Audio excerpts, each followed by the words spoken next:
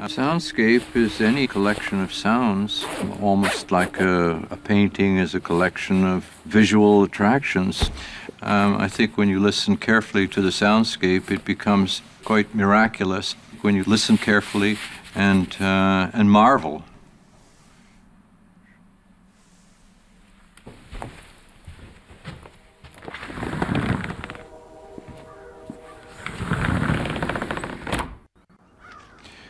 Well, we hear the train going off into the distance. We can hear some birds, of course.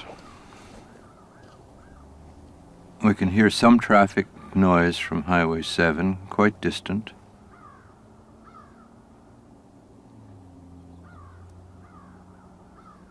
The most interesting thing, of course, is the birds at this time of the day. We can hear them in all directions. I think if you listen carefully, your life is enhanced. I think it becomes much more interesting. It's the same as looking carefully. If you can use your senses properly, and in art we try to get people to use their senses, to listen carefully, to look carefully at things, that enriches your life.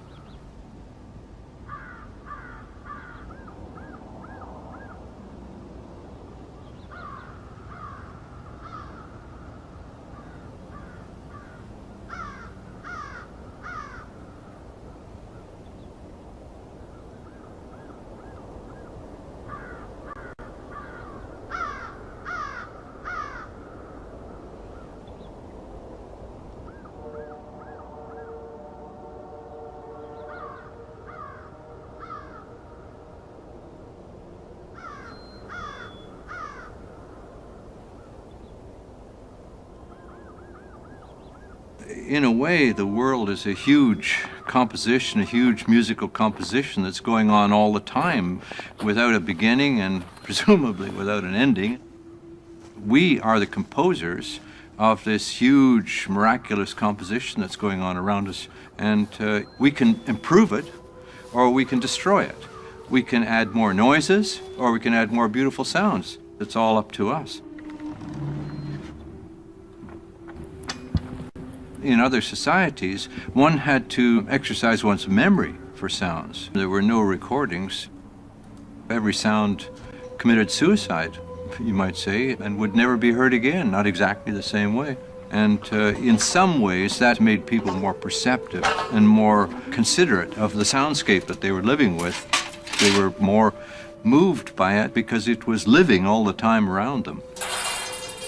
If you have an original sound, and then you put it through a microphone and distribute it through loudspeakers, you can multiply that sound by millions of times. So we're living in a kind of dreadful time in which we have sound overkill, and that's a real problem.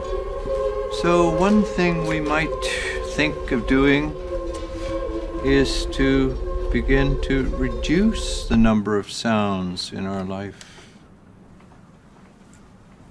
A real sound, of course, is absolutely unique. It has an excitement about it and probably an authenticity, a fidelity that will never be achieved by recordings. But what you're hearing now is not real sound. My voice isn't coming from me. It's coming from sounds that were made a long time ago. And what happens if my voice stops? What do you hear then?